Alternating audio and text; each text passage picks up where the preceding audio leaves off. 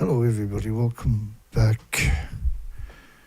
We're going to talk about nuclear weapons, I guess.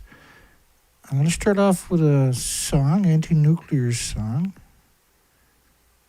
And you can find it at James Luce's site on YouTube. Links are in the description to his channel. I'll be right back.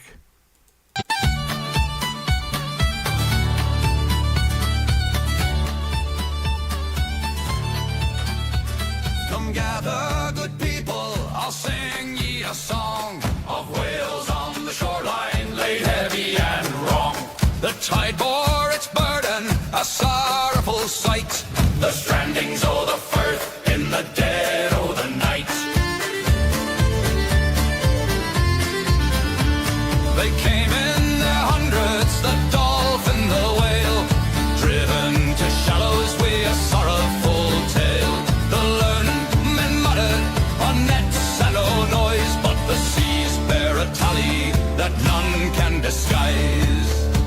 So order a half and a half at the bar.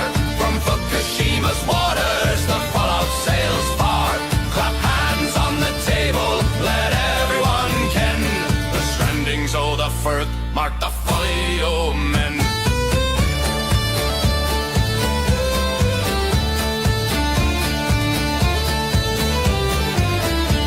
They'll talk all the weather, they'll talk all the storm. They'll scribble their numbers to keep with the norm. But the count only rises, the carcasses show a reckoning carry wherever tides go. From Aomori, the tidings run grim. The porpoise and mink now drift at the brim. Yet silence in council halls buries the cost, for silver and power would sooner them lost. So order a half and a half at the bar. From Fukushima's waters the fallout sails far. Clap hands on the table, let everyone ken. The strandings o' the firth mark the folly o' men.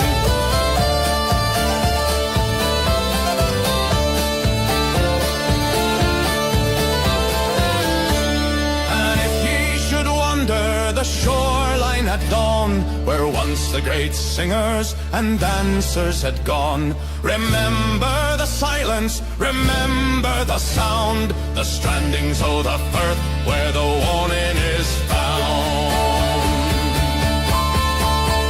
So order a half and a half at the bar. From Fukushima's waters the fallout sails far. Clap hands on the table, let everyone ken. The strandings o' the firth mark the folly o' men. So order a half and a half at the bar. From Fukushima's waters the fallout sails far. Clap hands on the table, let everyone ken. The strandings o' the firth mark the folly o' men. There you go. The Stranding of the Firth. I put the link just in the description for everybody so you can go right to that song. It's got an amazing collection and still growing. So Trump has been quoted many times today. It's a big story today. These are difficult shows, and if you're not familiar with that, we provide a ridiculous amount of information.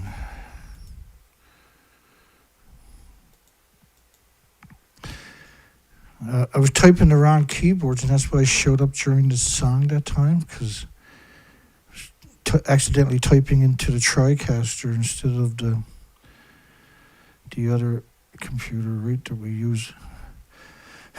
Trump orders Pentagon to start testing nuclear weapons on an equal basis with other countries.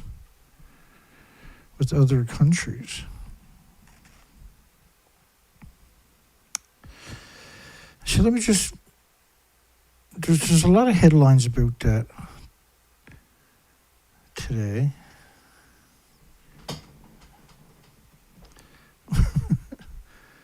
As there always is with the nuclear. It takes us a minute or two to get up to bashing speed. We'll get there. Just bear with us. Hope everybody's doing well on this Madness Day. This is my Friday, your Thursdays. Hang on, we're almost there.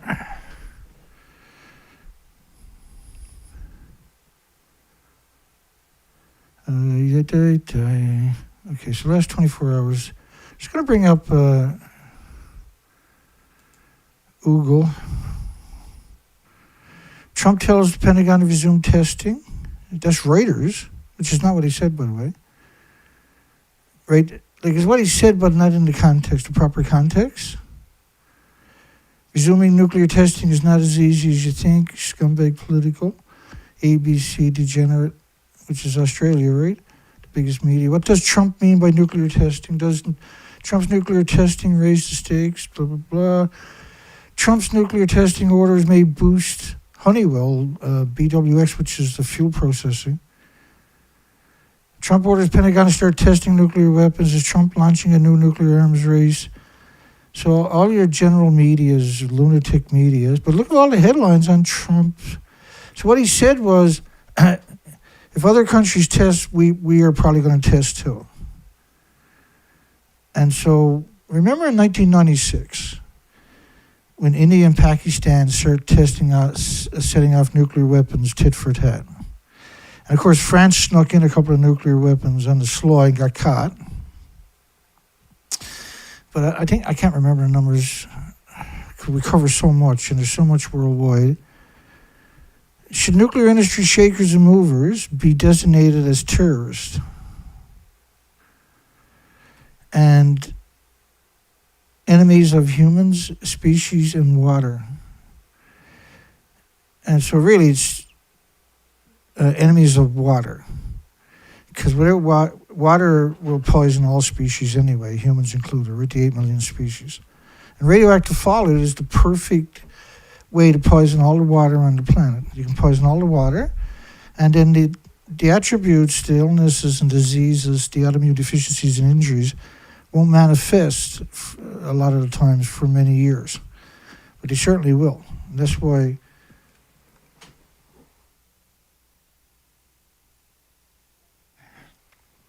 my apologies. I'm always a little, even though we drink water before the show starts, just before the show starts, so I won't.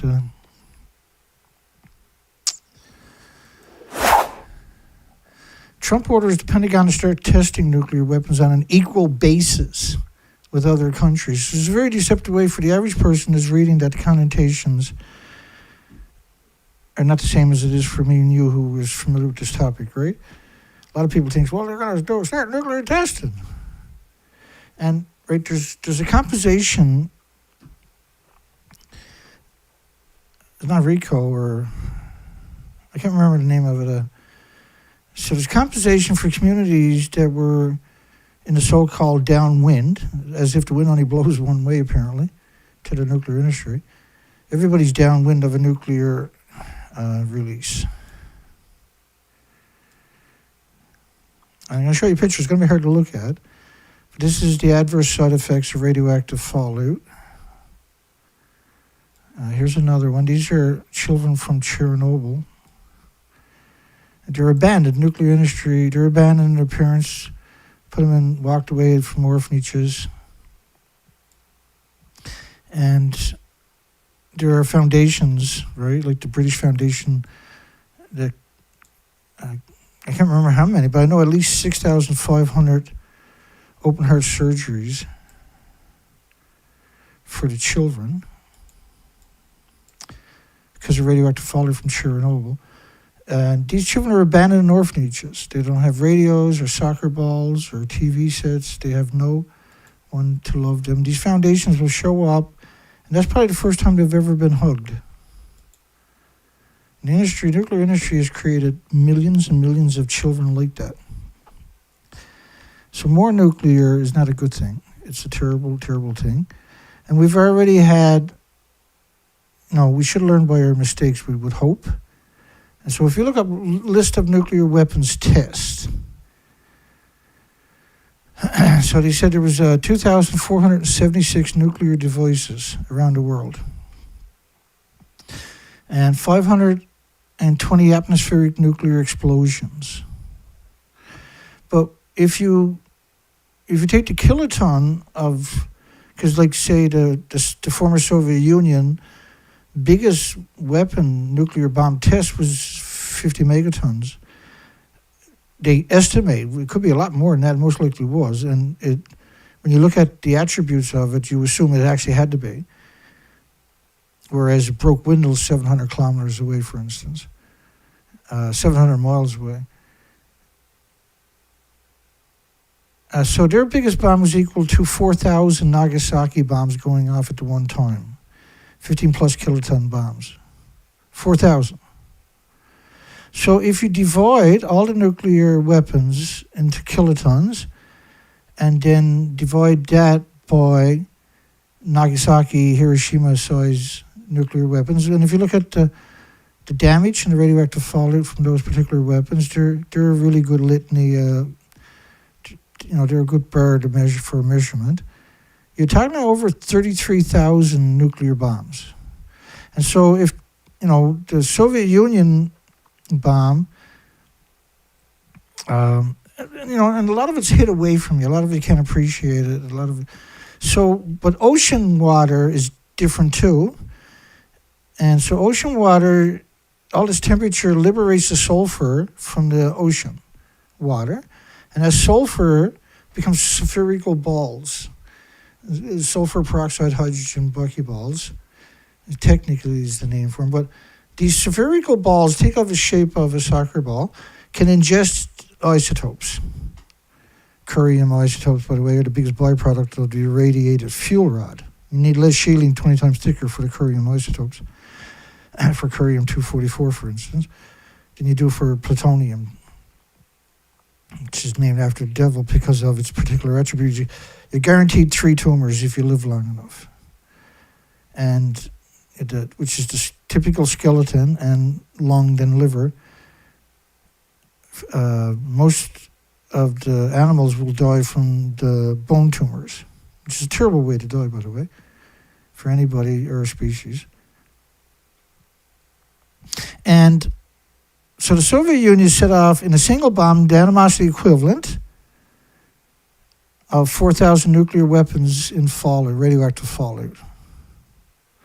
So if two countries set off 2,000 Nagasaki bombs each on a big island, for instance, is that a nuclear war? Because if it is, then this nuclear weapon testing is a nuclear war. The radioactive fallout is the same radioactive fallout, and it has the same attributes. And all nuclear has one particular thing in common. I'm going to show that to you. It was very difficult for me to get this show tonight. We already done 4 shows this week. The show last week was 2.5 hours. These are grueling shows. And last night's show was a really special show. It was a master class in radiation, sickness and illnesses and diseases and autoimmune deficiencies, and the scope of what they actually understand. It was a master class. I don't know how many academic studies we flashed through, but if you've never been into this subject very deeply and you watched that program last night, watch all of it. And if you're involved in this topic, then you should watch it multiple times, because I bring a lot of information to bear in every one of these shows. I've been at this 24 years, so I'm still an amateur, according to the nuclear industry. I'm ignored by the media, obviously, because they can't win a debate with me in the conversation. I accept all of that stuff.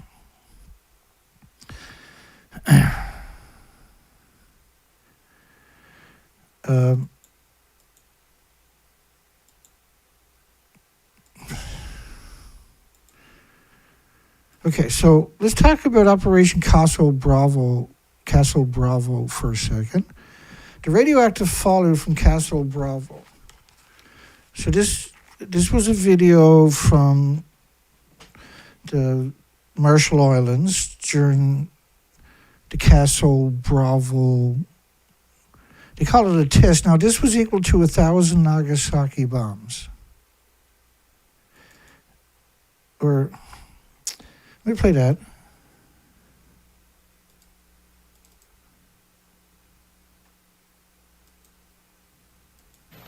The whole picture of fallout contamination becomes of increasing importance with high-yield weapons.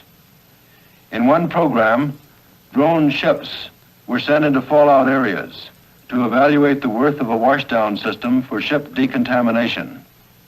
We found we could measure fallout even in large ocean areas by making aerial surveys using extremely sensitive radiation detection equipment and with surface craft such as tugs and destroyers.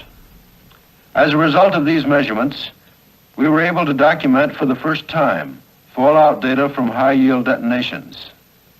It is now known that fallout from the larger castle shots blanketed areas of more than 5,000 square miles with radioactive material that would have been lethal to unprotected personnel.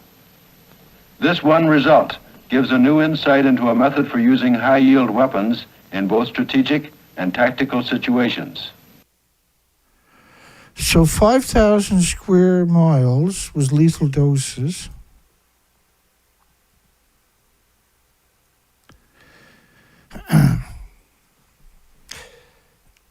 For unprotected. Now, how do you protect yourself? This is not, and they're talking about radioactive fallout. This is not stuff that's going to turn to fairy dust a few hours later, days, weeks, months, years, decades.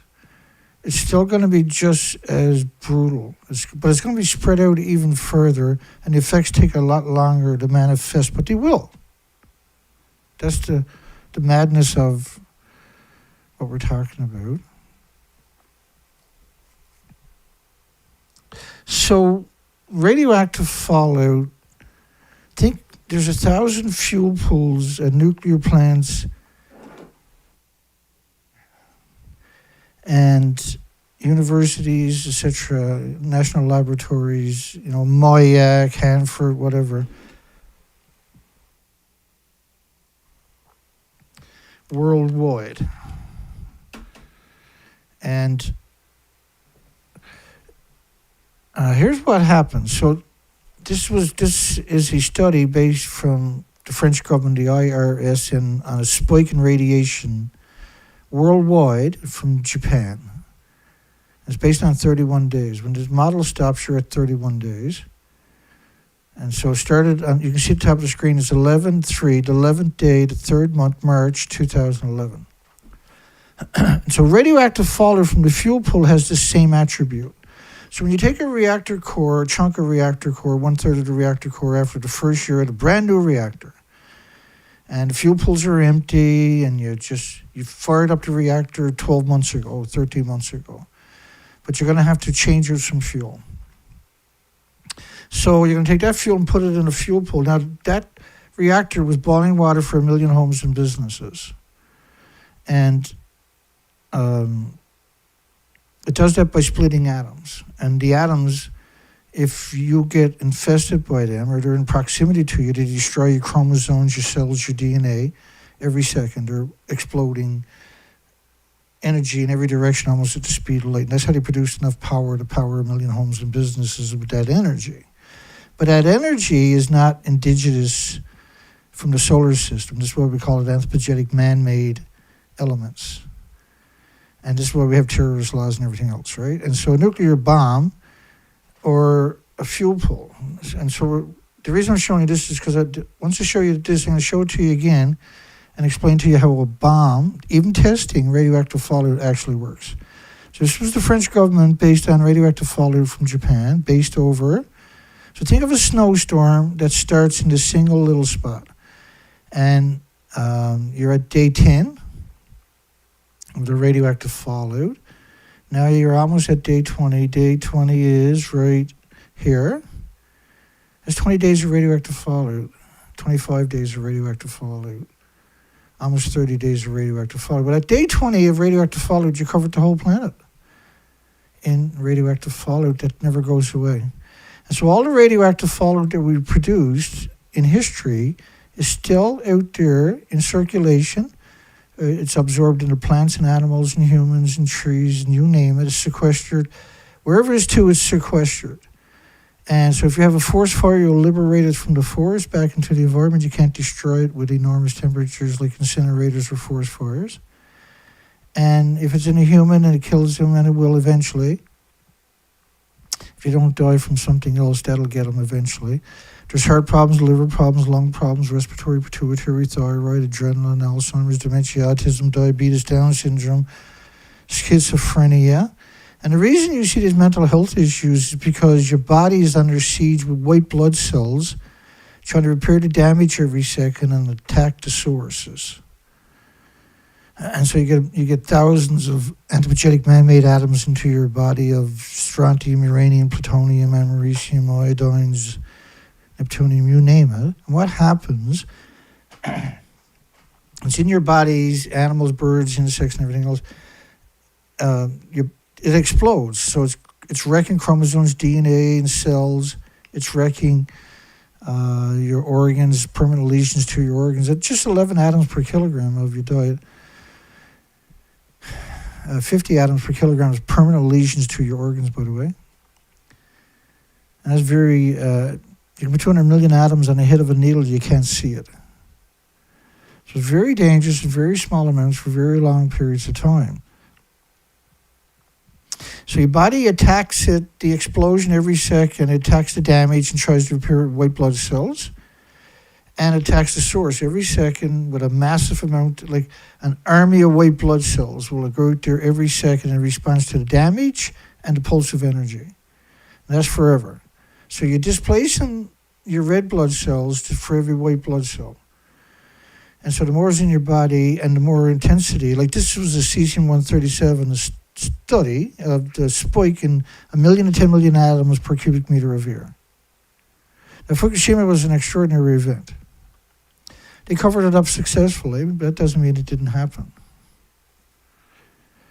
Okay, so a nuclear weapon, this is what a nuclear weapon would look like. It would look like a snowstorm.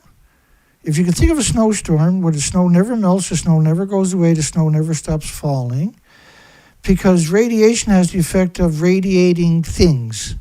So if it's in a tree or branch the leaf falls on the ground as radioactive, it can radiate the other leaves around it. So this is a perpetual disease factory is what nuclear emissions are. So a nuclear power plant, of course, produces these plumes after the first year every day. After 30 days, a nuclear fuel pool will produce a plume that looks like that with the entire planet. So gas, oil, and coal emissions are very big emissions, and are carbon. And carbon, of course, more plants, insects, birds, puppies, everything else, trees, fruit. Will look like the moon without carbon, right? Radiation attacks everything with replicating cells, and there's nothing with replicating cells. It has an autoimmune trigger that can defend against it. All right. So radioactive fallout is a terrible thing. It never goes away, and everything we've ever created is on the planet doing harm to something or someone or some. It attacks all 8 million species. And it's very good at sterilizing the species so they don't reproduce. And because the females were born with all their eggs, we should be doing everything we can to protect the female species of every species on this planet, with every fiber in our body, because if we don't, we're going to lose every species on our planet. And because of Fukushima, we're seeing that play out. This was about 7-8 days ago. This was a bridge whale that washed up alive and in India. And this grainy picture was all these showed. I'm sure that wasn't an accident. I've never seen nothing like that. And we've covered die-offs every month, extensive die-offs worldwide of, say, emaciated whales in particular. So emaciated whale, the killer whale is emaciated because the bioaccumulated so much radiation, not because there's not food there for the animal to eat. The killer whale is the apex predator. It eats 240 species. So why is a killer whale showing up worldwide emaciated? Because we knew this in 2013. By 2015, they would have at least 1,000 atoms per kilogram of just gamma because of Fukushima. So this was a Belgium, 2023. 2025, in June, this was another emaciated whale in New Zealand. We see the same thing, of course, here in Canada and other places. But this is just a couple examples. And so we look for the tail, for instance, to be very skinny. We also know that if you can see the shoulder blades, you should never see the shoulder blades. You should never see the rib cage, for instance, right? And you can see the peanut head if you know what you're looking at. So this is severe emaciation, but it's not from starvation. It's because they can't uptake nutrition because they have bioaccumulated so much radiation because of Japan.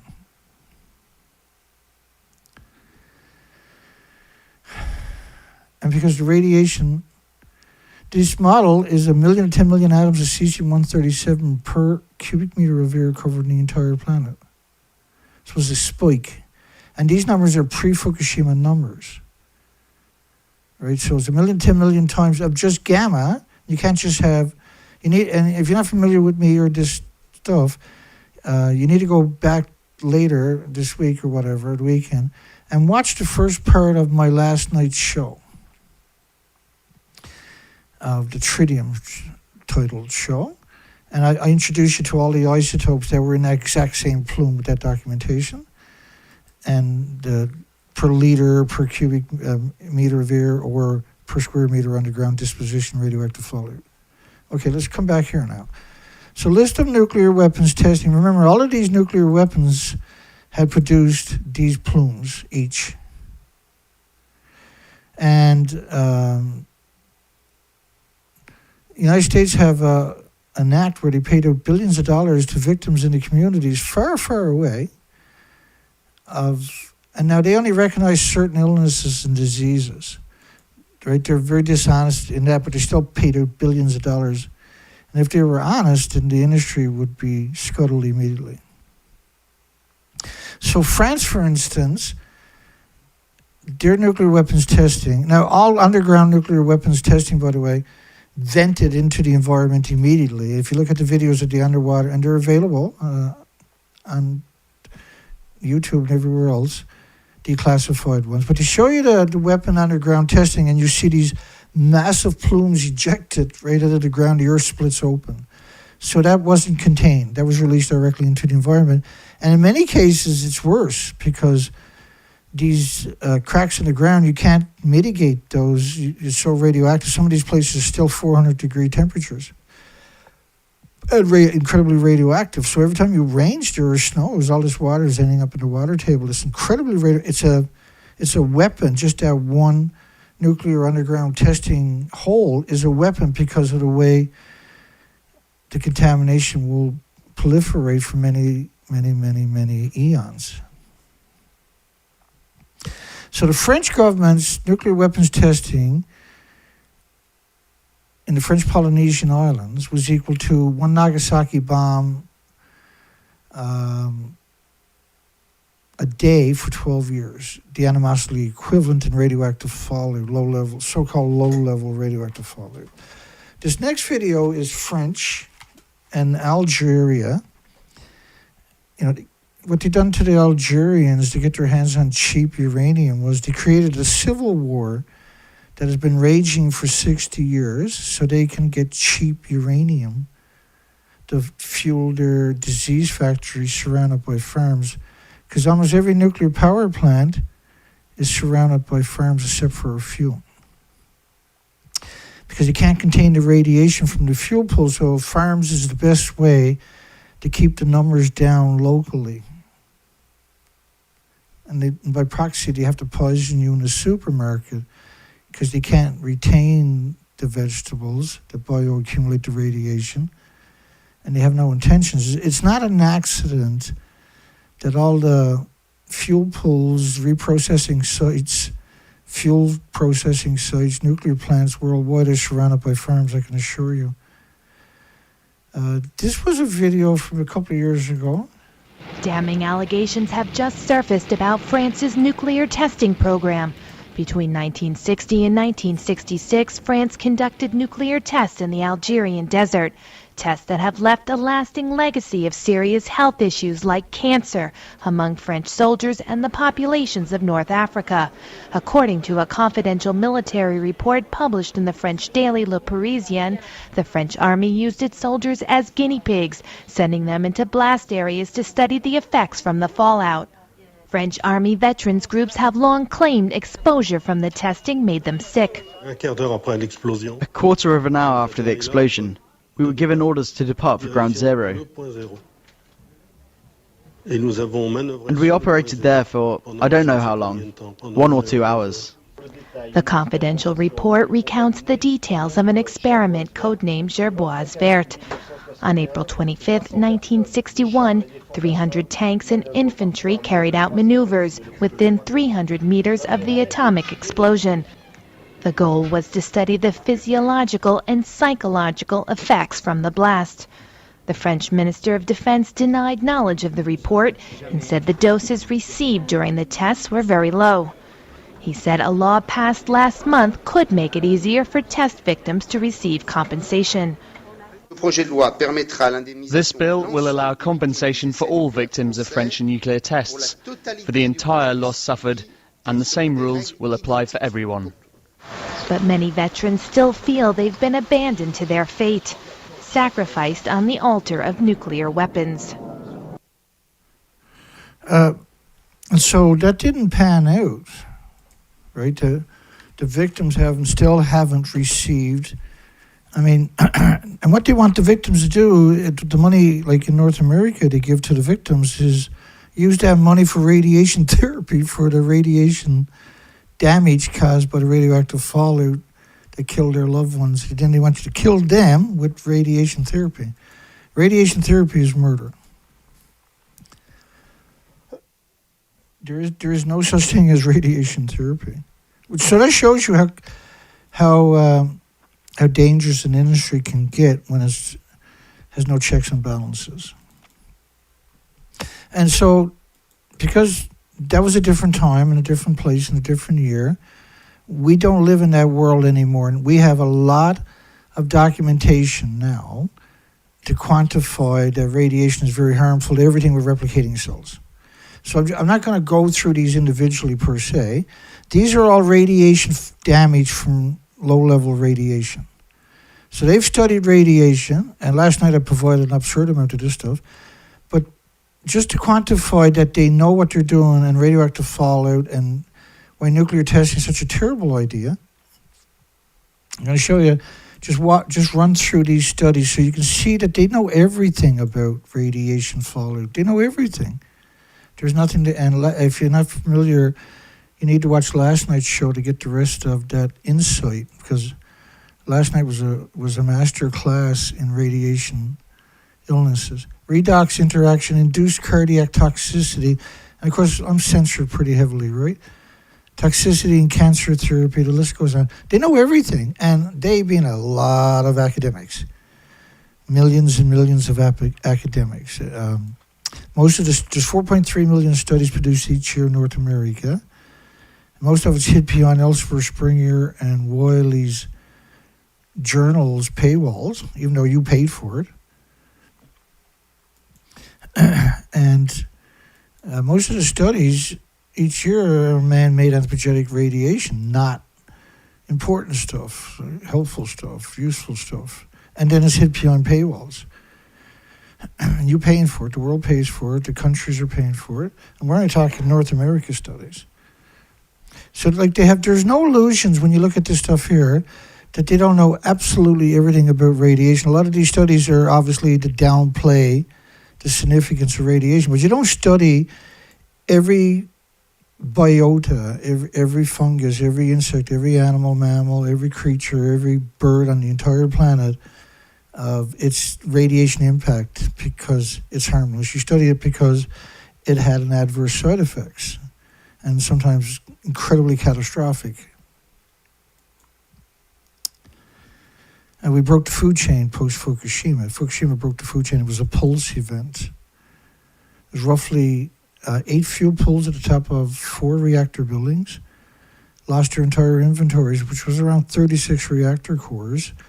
these were massive reactor cores compared to Chernobyl. Chernobyl was a graphite reactor. It was a new reactor. It was a small reactor. It was using, there were no fuel pools at the top of the buildings or anything like that.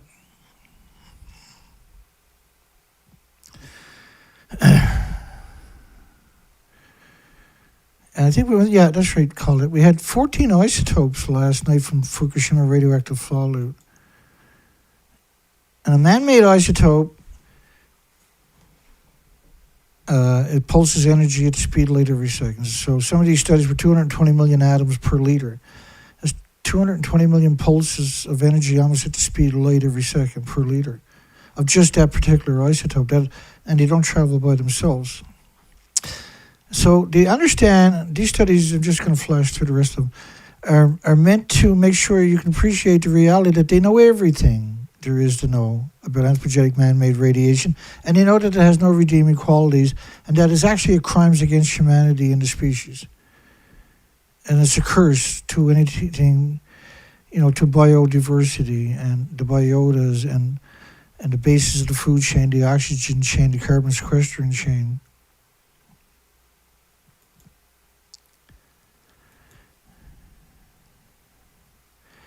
And, I have to put all this together 5 days a week.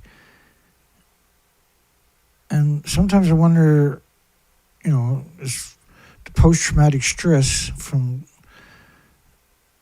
because I've been at this for 24 years, but because I live, eat, breathe this stuff 24 hours a day, 7 days a week, 365 days a year after year, decade after decade now. Because you have to, it's so important. It's such a threat to humanity. It's the ultimate threat to humanity's radioactive fallout. So any connotations of more than open air or underground nuclear weapons testing will always vent directly into the atmosphere. And that'll circulate the planet, as I showed you in those models at the beginning. If you're just joining us, I provide a lot of that early. Responsive and normal stem cell ionizing radiation, they know. The reason all these studies is because of the harm that was created. You need to downplay it, right? And they being a lot of academics. The academics, unfortunately, see you as a lab rat, see your children as lab rats, as a bean, and that's why they get those grants and they get that money and everything else, right? They know everything about it, and they know there's no safe doses. There have been 2,121 tests done since the first, involving 2,476 nuclear devices. But, between Castle Bravo, just that single, there was multiple nuclear weapons used there, but just that single weapon, the Bravo, and the Soviet Union's biggest weapon, that was 5,000 Nagasaki bombs. 5,000. So a lot of people get confused because they say, well, there's 2,500 nuclear weapons have been set off. But two single events was equal to 5,000 Nagasaki bombs. So if you divide the nuclear weapons kilotons, megatons, into kilotons, and divide that into the Nagasaki size, around 15 plus kilotons, around 33,000 Nagasaki bombs have been detonated on the planet. That's a nuclear war. And every nuclear weapon, because we're in so much trouble now from Fukushima, every weapons test, because the weapons are so powerful, and because we know better, and because there's no excuse. We know the weapons are going to work. We can't use them. So what's the point of posturing? And you're compromising the future of humanity, 8 million species. Because the radiation doesn't go away for billions of years sometimes. And once it's gone through a chain reaction, it retains its energy for that legacy, right? It's not like anthropogenic, it's not like natural stuff that we're already acclimated to through genetic superior selection. There's nothing on the planet with an autoimmune trigger that can defend against the man-made radiation. Right? And we call it man-made radiation because it's not created by the solar system or by the sun, and that there's nothing on the planet with an autoimmune trigger to defend against it. So your body attacks it the rest of your life, whatever species you are, with white blood cells. And that means you have less red blood cells, less oxygen, less nutrition. So there's an immediate and permanent effect. And because of that particular attribute where it pulses energy every second at the speed of light in your body, it's causing incredible harm every second, 60 times a minute, multiplied by 1,440 minutes in a day, by 30 days in a month. It's incredible damage to your body. Your body can't keep up and repair the damage. So your immune system is compromised. You're more susceptible to pathogens and viruses that were normally harmless and innocuous and benign. That would be, all of a sudden, just the common flu could cause you catastrophic life and death because your immune system is so compromised because your bioaccumulation after all of these years. Okay. So tests by countries, known tests, United States, Soviet Union, United Kingdom. So we kind of touched on the United States, we touched on the Soviet Union. Let's talk about the United Kingdom. We touched on France for a minute. And that's all we're doing with this stuff is for a minute because there's so much. United Kingdom, they went to Australia to do some of their nuclear weapons tests out to Christmas Island, to tropical paradises.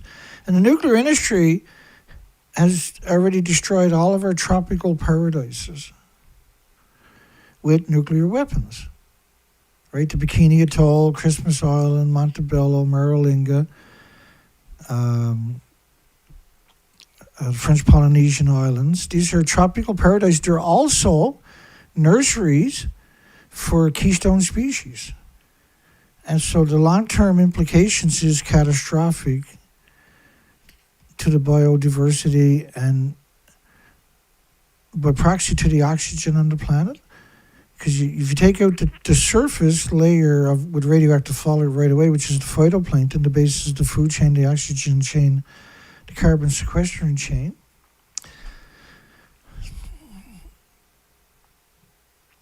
Let me come back to the United Kingdom. So United Kingdom went, and we covered this for many years now, and I usually provide all the documentation. Sometimes that's very rare, but I'm not young anymore. I'm getting older, and it's a little harder for me to constantly bring the documentation straight. But it's an educational program, so I'm obligated sometimes. So let's talk about just Britain, where they went to Australia. They waited for the wind to blow across Australia, and then they set off to nuclear weapons testing. What I mean by that was they had up to 36 aircrafts, pre-nuclear tests, up doing wind testing to determine where the wind was going to blow. And the idea was to show it wouldn't blow on populated areas. Ultimately, it covers the whole planet anyway. But this is their way of saying, oh, no, we're nice and safe. It wasn't. They covered Australia. And the British, of course, they populated Australia with prisoners or people, political prisoners they disagreed with, for instance. And so there was always been this hate of the white Anglo-Saxons, for instance, that were in Australia, which become millions of them, right? And so this was an attack upon the population and their water and their land mass. Because if you contaminate the land mass, you eventually destroy all the species. There's an attack upon the species. And they knew that. They're not shut. They weren't stupid back then. They weren't naive. They weren't gullible or anything like that. And they certainly aren't now. And then they done the same thing. They'd set off over 700 dirty bombs where they wrapped plutonium, which is a man-made brutal isotope. And we're talking, some of these tests were 40 kilograms of plutonium with conventional explosives / dirty bombs to set them off in different parts of Australia. 700. Just that thing on its own is enough to contaminate the country for millions and millions of years. So, this is just, it's wrong, right? And they knew what they were doing. They'd done it on purpose. There was an agenda to it. And we see this symmetrically throughout the countries. And we see it done with the blessings of UN and their puppet organizations like UNSCLEAR and IRPA and the IPRC and IAEA and the other. They have all these subsidy puppet companies, and they're all the same people are on each committee. But it's meant to bring, because the average person doesn't appreciate that they're all from UN, which doesn't have any sovereignty over any country, shouldn't exist, same as NATO. Created in response to the Soviet Union. When the Soviet Union was dissolved, NATO should have been dissolved. Instead, it has aircraft carriers, nuclear weapons, and fighter jets with nuclear weapons, and a budget, and nobody to hold them accountable. No incentive not to be evil. China, India, and Pakistan, shocking. A couple of years ago, Pakistan was riots in the streets because they were saying we can't eat nuclear weapons. You're spending everything we got on nuclear weapons. We have nothing left in the country. In India, there's a million children each year die of dysentery, diarrhea, and pneumonia, which could be cured for pennies per child with just some simple salts. All their money goes into the military-industrial complex. North Korea, of course, which was occupied by Japan for 50 years, pre-Nagasaki, Hiroshima. And so when they were forced out of there after 50 years of enslavement, North Korea tried to be free. It had been enslaved for 50 years leading up to Nagasaki, Hiroshima. United Nations, before that was called the League of Nations, and changed their name to United Nations after Nagasaki, Hiroshima. And declared / a police action where they took 195 militaries' wealth, and they dropped more bombs on that little tiny country in their so-called police action.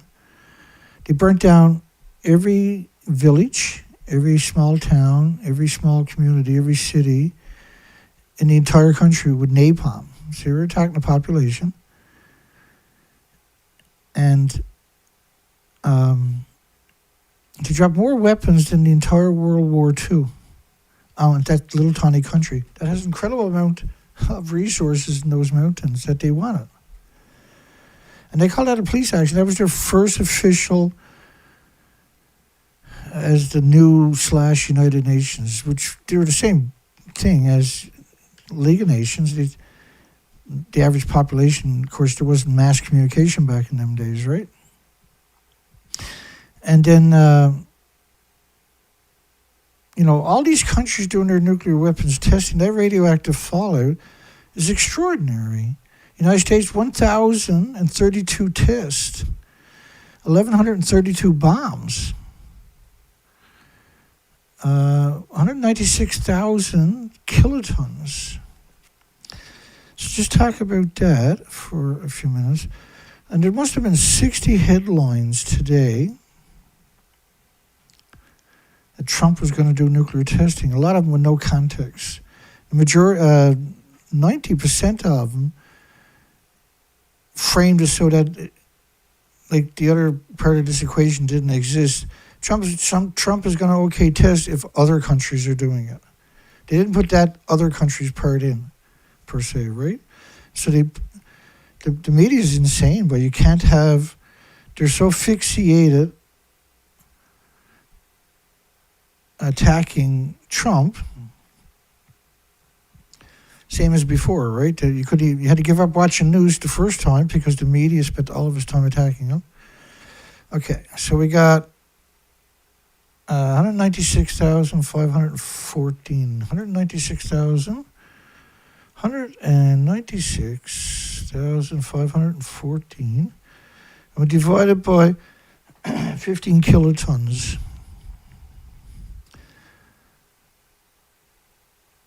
And so that was equivalent to 13,000 Nagasaki bombs just America set off.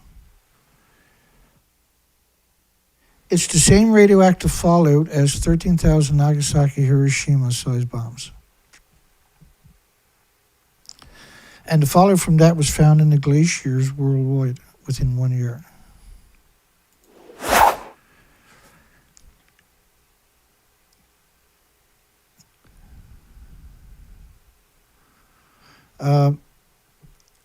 Soviet Union, 981 devices. These are not devices, these are weapons of mass destruction. The radioactive fallout are weapons of mass destruction. And so the industry has framed most of the facets of the nuclear industry's legacy in an unalarming, inappropriate way. So Nagasaki, or one of the weapons producers for this, so we talk about bombs, but behind the bombs are stuff like the Manhattan Project and radioactive fallout from the testing. And let's talk about a few facets like that for a little tiny bit.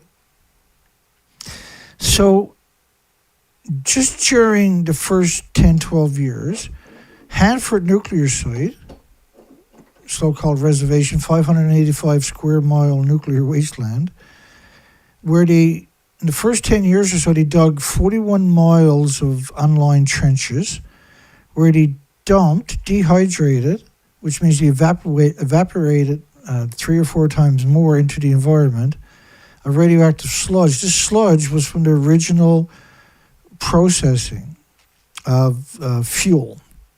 They were trying to reclaim the plutonium for nuclear weapons, right?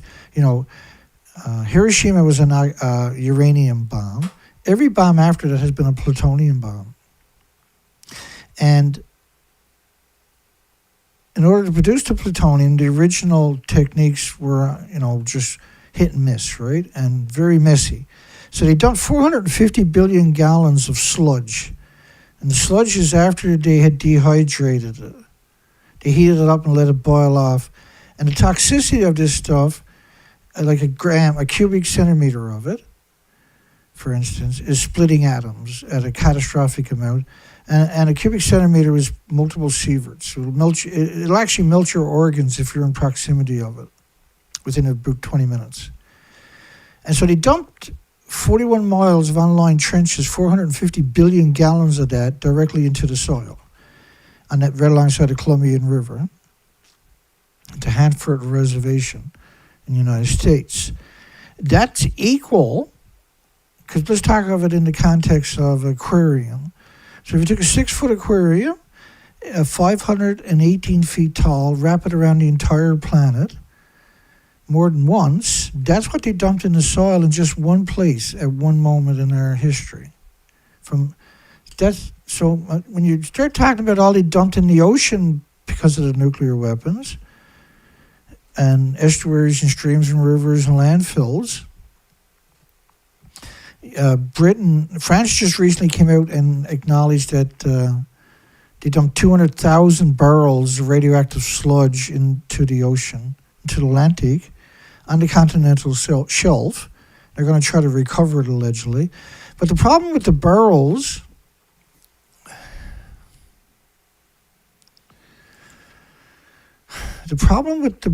when you drop them over a ship, so let me just bring up some visuals for you because that helps. Hopefully it helps. Here we go. This will help you. So when they're dropping the barrels, these barrels are crimped on the bottom and crimped on the top. And crimped being is not welded on, right? It's not glued on. It's crimped on. And what happens to the barrel when it gets into the ocean? As soon as it enters the ocean, it's under 14.6 pounds per square inch. After 33 feet, it's under another 14 pounds per square inch. After 33 more feet, it's under another 14.6 pounds per square inch. And what happens is the barrel will crush, and then the crimped on top and bottom will let go and just fall right off. So by the time it gets down to 100 feet, 150, 200 feet, the barrels have no top and bottom on them.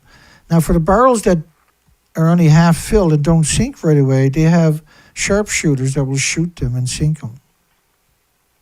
But the majority of them have an enormous amount into it. They're crimped on the top, and then these ships don't stop. As you can see, the ship is driving along in the ocean. They're dumping the barrels overboard, and they're getting incredible doses to the people that are on the ship who don't understand radiation at all. Otherwise, you would never take that job. And you're driving along on the continental shelf, the nursery of the ocean, dropping barrels all over the place. They've done that for 30 years in Britain. And the French government done the same thing with 200 barrels in one area. It's not like they dumped them all in one spot. That's what sometimes the unsavory media will frame the narrative that way, but that's simply not what happened.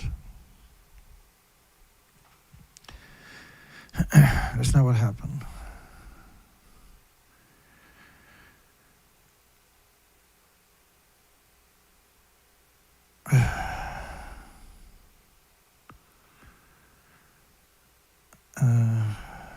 Let me see here.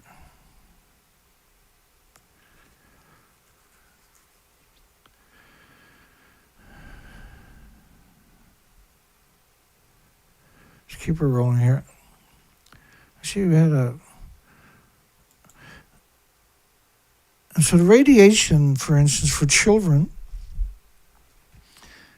are hundreds of times more vulnerable than an adult, because what happens with them is they start producing radioactive hormones and radioactive stem cells in their skeleton full speed in their bones, right? And because they're dependent upon the stem cells and the hormones to regulate the functions of their bodies, and the stem cells to grow their body and produce the mass and everything.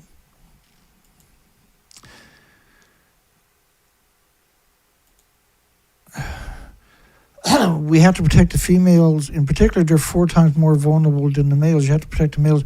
But the females are born with all their eggs at the one time. And so every country that's nuclear has been doing this for decades until there was a so-called convention. But this was done with the sanctions of United Nations, who also came up with the alleged convention not to do it. But that was after they had already completed the task of destroying the most wonderful resource on the planet, our oceans. Our friend is water. Water is your friend, and water is the only thing that exists in all 3, like gas, solids, and liquid. It's the only liquid that exists in all 3, and that water is incredible. It can take a plant that's under pavement, for instance, a seed, and that seed will push up through pavement, through like 100 atmospheres. So you see these nuclear testing, these are crimes. Every one of them is a catastrophic event for the entire planet. And like when you see these adverse effects in humans, like this, from the Chernobyl children that are abandoned and ostracized from... And the nuclear industry could at least do things for this. They don't have to do it publicly, but they can donate to these orphanages. Instead, Fukushima is donating food from a nuclear wasteland to them, the Japanese government. So the health consequences now, like the cancer epidemic started in the 70s. Cancer epidemic started in the 70s.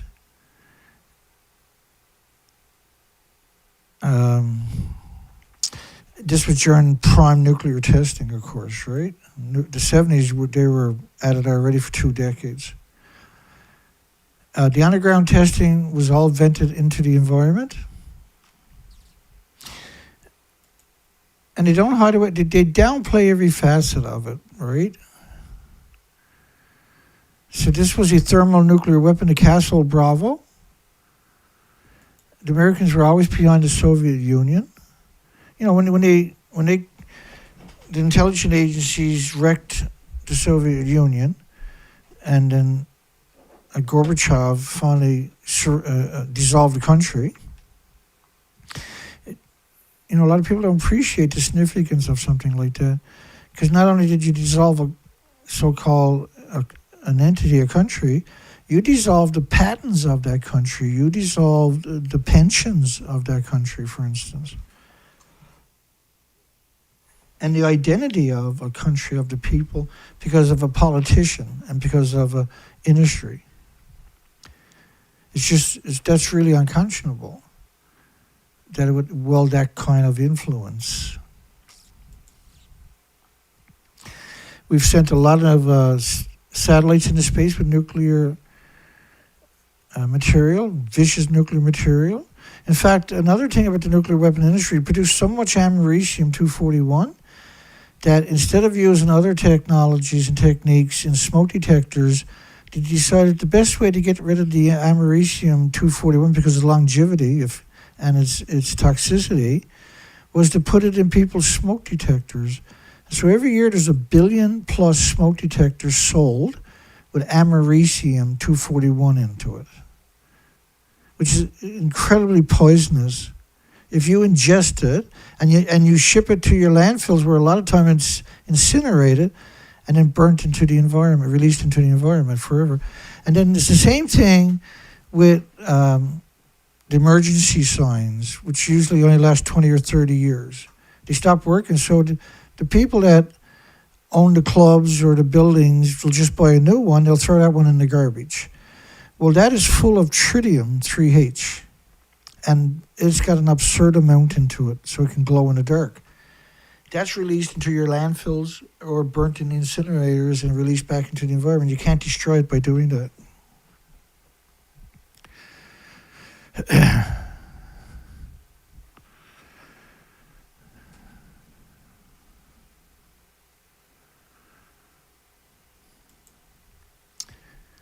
After the fall of the USSR, the American government, as a member of the International Consortium, International Science Technology Center, hired a number of top scientists from the Soviet Union. Or they wouldn't have, like the nuclear industry's legacy is just unconscionable. These are more children abandoned because of radioactive fallout, for instance. So we have a lot of information on the nuclear testing. We don't have any information on the stuff I talked about so far tonight. Right? They'll tell you about all the nuclear testing. They won't acknowledge and they won't accredit the adverse side effects of this. And the stuff that they do is with an agenda behind it to misrepresent, deceive, and everything else. You know, the nuclear industry generally doesn't hang out here because they're not going to be able to find any holes per se in my game, right? Because I'm just an honest person and it's an educational program, and there's no good talking about something you don't know nothing about, because you can't educate people about conjectures and opinions. You can only do it on facts, right? But the reason they have me isolated and I get very few views on my videos is because the pro-nuclear all of a sudden has pains of conscience. Right? Because they don't hear this either. They live in a very compartmentalized life and world and institutions. Often excluded from the British totals are the 31 safety test Operation Vixen in Maralinga and the 700 open-air nuclear weapons or dirty bomb tests that they've done across Australia. All of these nuclear weapons, of course, except for a few, they waited for the wind to blow across Australia. The other ones, they waited for it to blow across the atolls. Because Australia has an incredible, it was a magical amount of islands and of atolls out there. You know, like 1,500 square miles of reefs, for instance. There's a beautiful, amazing legacy. These reefs takes thousands of years of these little communities to build that reef up.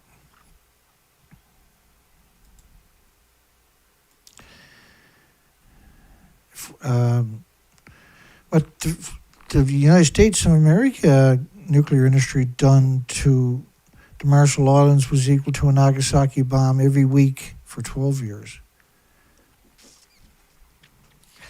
And then, there's 5,000 square miles, as I showed you earlier, contaminated from just a Bravo test with lethal doses of radiation. So this is an industry that time should have never have come and should have never existed, and only exists through great deception and deceit and dishonesty. Final tests reputed to be more intended to prevent the weapons from falling into the hands of generals rebelling against the French colonial rule than for testing purposes. In Algeria, the Sahara Desert is so radioactive, every year that radiation blows back to France. Right? They have that red sand show up in France every year. But they won't tell the Algerians where they buried the nuclear waste to, which one can only assume throughout history, they like to put it near the water sources, particularly the freshwater sources. The Great Lakes, the third biggest freshwater aquifer on the entire planet, is surrounded by nuclear plants on its shorelines and weapons facilities and fuel facilities right on the shoreline. Clearly, this is an attack upon our water worldwide.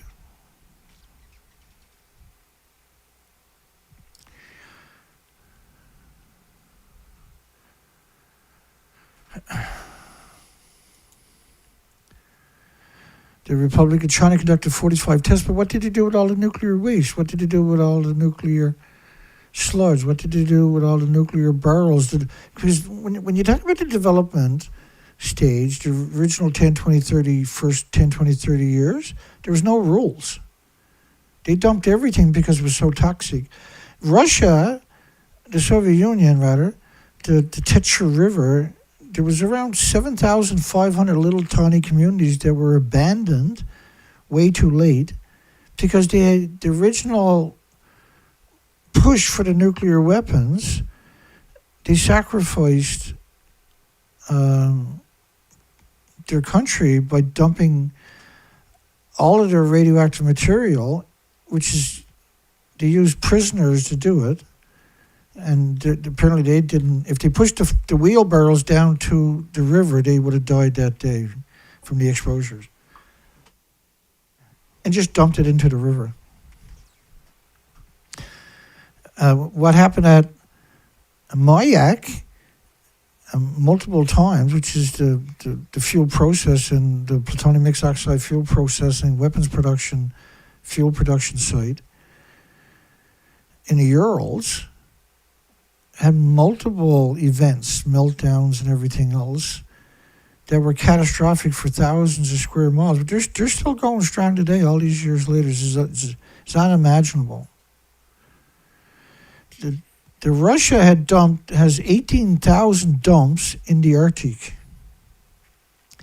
18,000 nuclear dumps in the Arctic, including multiple cargo ships full of nuclear waste and reactor cores scuttled in the Arctic. They have, I think it's 6 nuclear submarines with reactors full of fuel and nuclear weapons in some cases, dumped. The first icebreakers for the Soviet Union or Russia had nuclear reactors in them. Those cores were dumped in the Arctic. It's absurd. They have attacked our freshwater and oceans nonstop since their existence. They knew that was a terrible idea. They knew that wasn't a solution. And they knew that wasn't tenable. They knew that would cause catastrophic implications for 8 million species worldwide. But they were counting on the fact that you wouldn't find out about it and that you would be dumbed down through SpongeBob and Spider-Man and the Hulk and all the distractions that they created to lull you into complacency when it comes to nuclear waste. India announced that it had conducted a test of a single device in 1974, the Smalling Buddha. After 24 years, the public announced 5 further tests in 1998, and Pakistan done the same thing. For every nuclear weapon India set off, Pakistan set off one. And the whole world was out marching in the streets. Right? And hopefully we do that again if they start doing it again. Hopefully we do something, and in a response to this betrayal,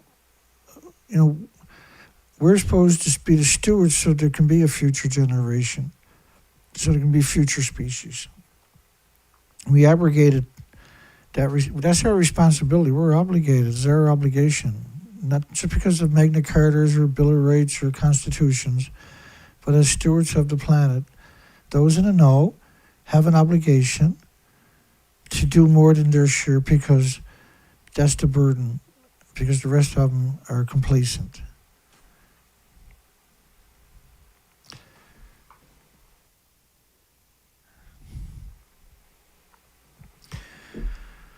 Yeah. I must admit I'm exhausted. It's a good show. This is actually a really good show. I've been thinking about it all day, and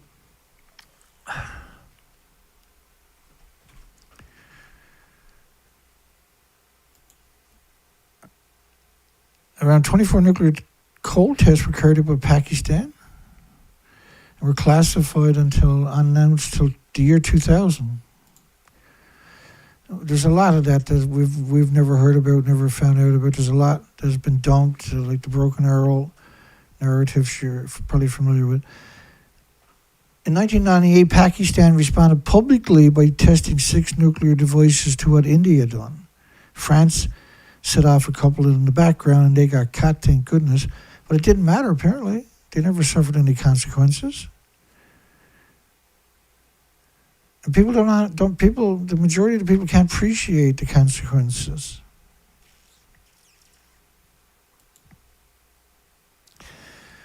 You know, when people attack me, they don't show you evidence. They just make up stuff about me. But if you watch one of my presentations like this one, you will ignore that, hopefully, because you realize that I'm not the bad guy for having this conversation. It's not illegal to have the conversation. It's very rare that anybody's having the conversation. And what I do is it's more than that. It's an educational program. And I've produced over 3,000 of these types of presentations.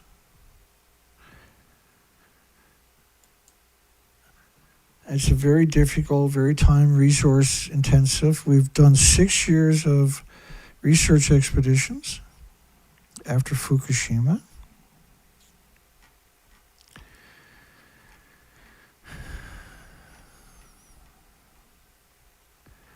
Just let me introduce you to some of that maybe for a second.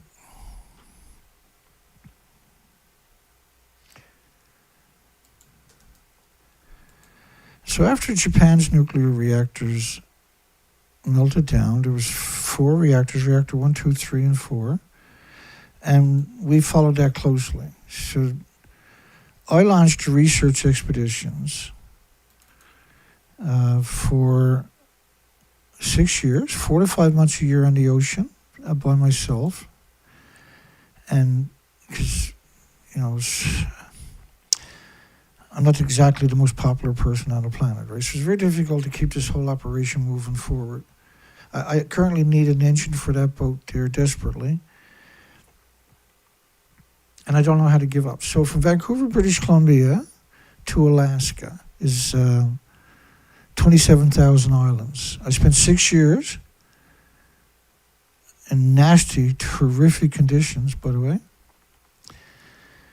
And the species to your left is what I was looking for. They're documented, well known. There's hundreds of universities each year studied those species. But post-Fukushima, the species to your left. Now, I was a commercial diver also.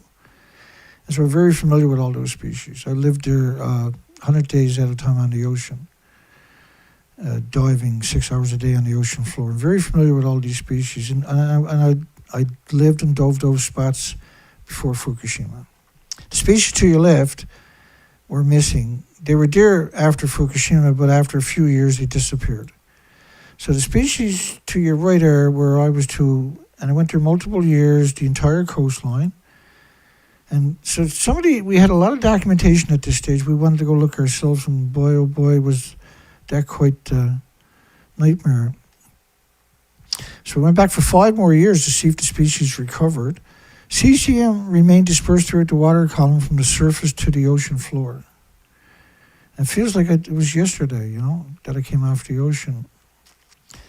Because you can never forget, particularly when you're a diver for, you know, almost 14 years, you can't forget the species. They were your friends, right? Species to your left. Now, I could never land with my Zodiac on these beaches because you would punch a bunch of holes into it. You might have a Zodiac, but it was a hard bottom, right? And when you came ashore, you only came in with the bow, and then you dropped an anchor with a circle line, right? So you can just pull it out and pull it back in, because there's football fields that it used to be, and now they're gone. And the species to your left are exterminated. We're back for 5 more years after this first year to see if the species recovered. Unfortunately, didn't. There was some. The media did. The government and the media came out at one point and tried to quantify. Because in 2016, July the 7th, I was on the ocean reporting the species were gone. The media came in. This was the only time we've seen the media actually acknowledge that something happened. But they wouldn't consider Fukushima. It was a mystery. All on Canada's Pacific coast, mussels are dying. The bodies are swollen by cancerous tumors. Well, mussels don't get tumors. An unprecedented mutation of cancer to spread from one species to another like a virus.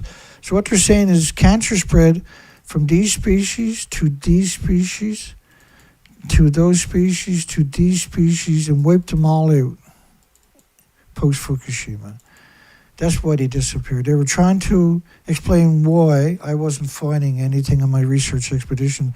And even when I'm turning rocks over, I do not find anything. It was sterilized. Now at the high tide line, right, up at the high tide line was 30,000 insects. And, British Columbia, this is tropical rainforest, 27,000 islands.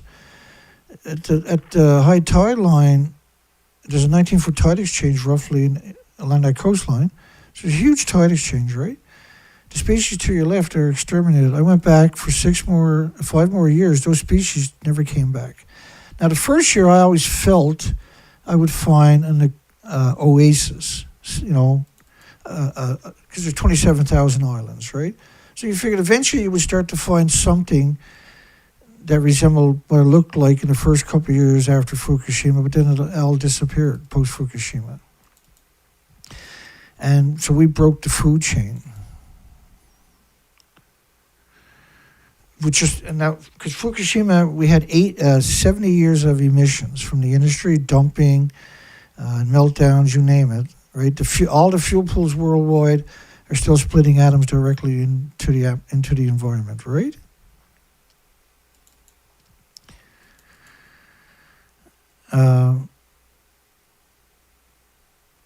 Now, if you want some more insight into the medical side of this, you need to go over it.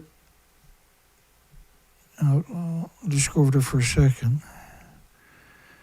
So you go into my live shows, because most of mine is live. I got videos, don't get me wrong, but that's different, right? We do almost everything is live. And the reason is so hopefully, right, people that are wondering if this is still a thing, they'll say, well, they're doing a live show on it, let me check it out. And then they'll say, well, holy smokes, this is still happening. And my goodness, I didn't know it was that bad. That's the dream that I have, whether that's going to, but because I'm censored,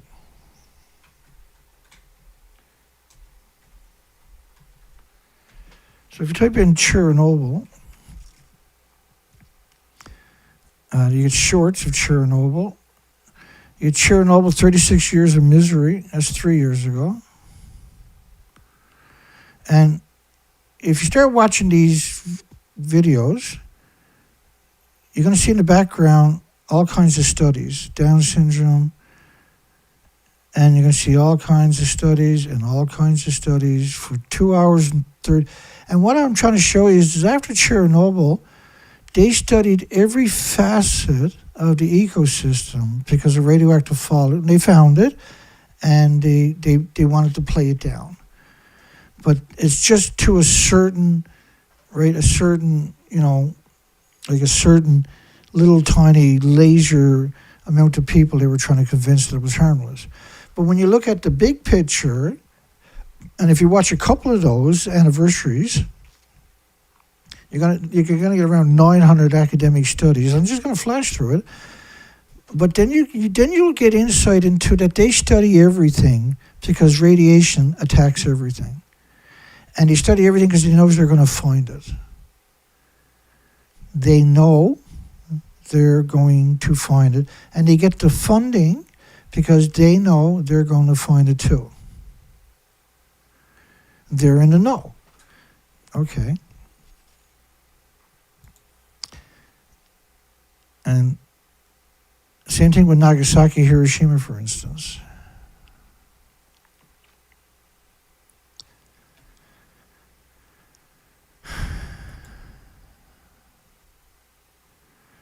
Alleged test, Pakistan.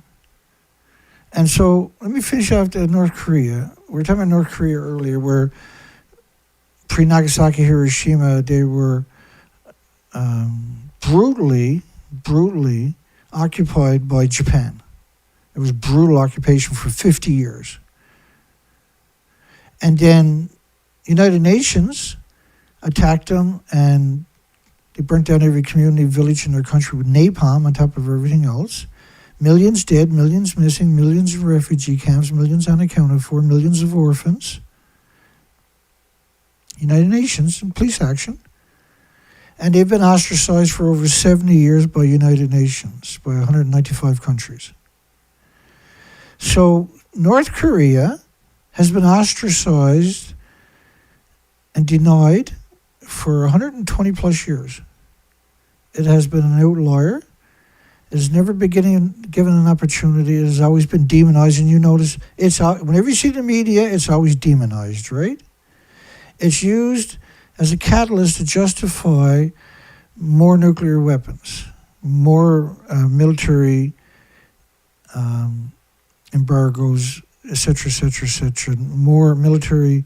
And if you look at South Korea, the United States administration just gave South Korea the okay to build a nuclear submarine. So South Korea needed permission, a free and sovereign country needed permission from the United States in order to build a nuclear submarine. This is a pretty interesting connotation, I would hope. You would agree with that.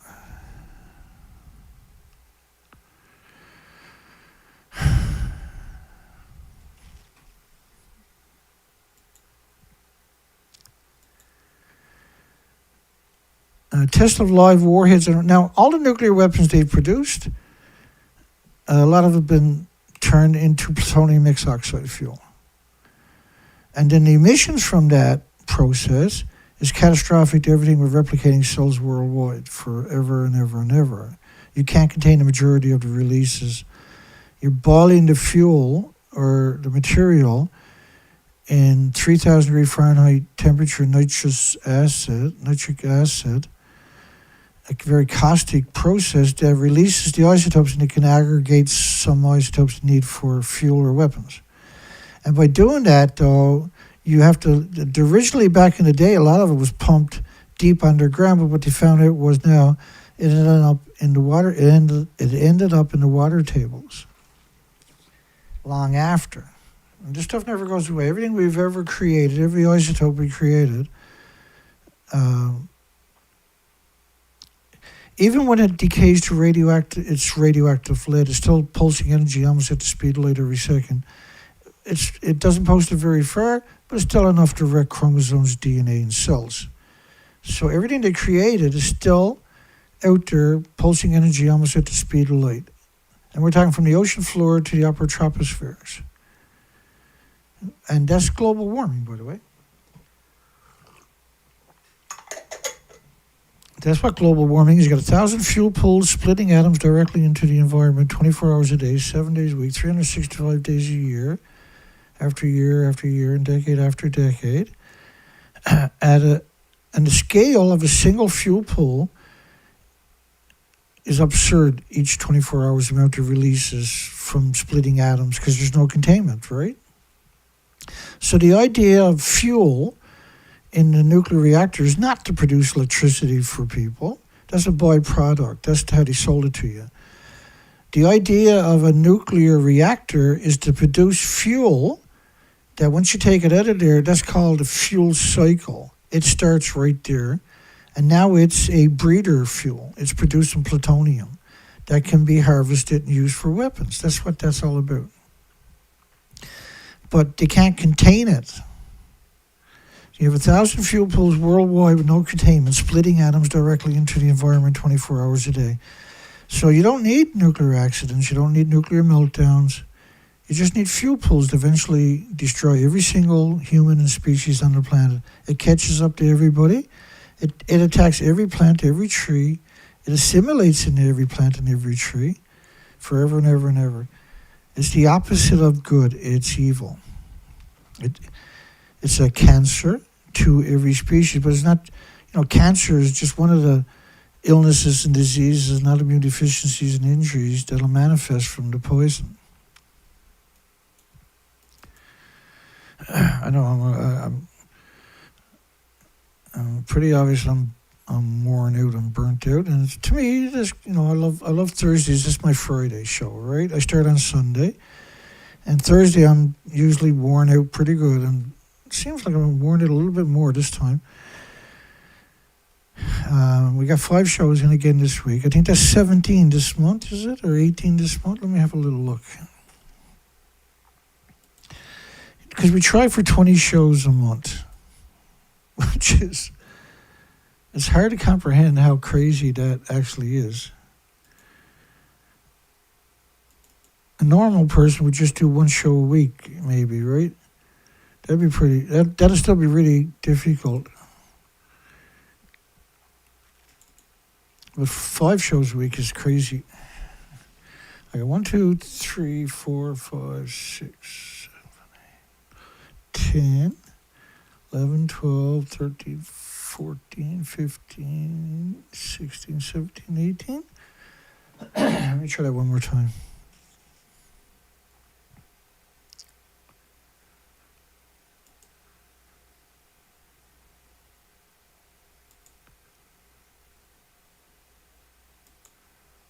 Yeah, 18 shows, 19 shows in, I think it is.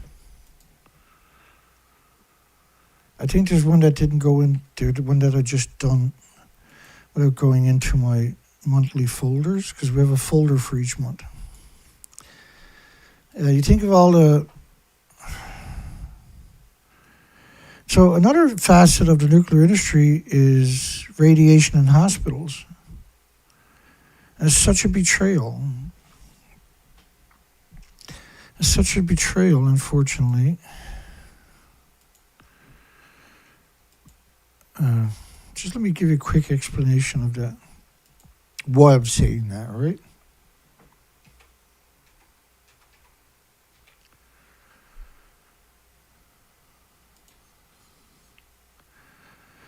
Excuse me. Here we go. I'm not going to talk. I'm just going to run through this really quick. We covered this a lot over the years. So radiation therapy, you got to sign a piece of paper saying you can't sue the doctor for whatever happened to your loved one, right?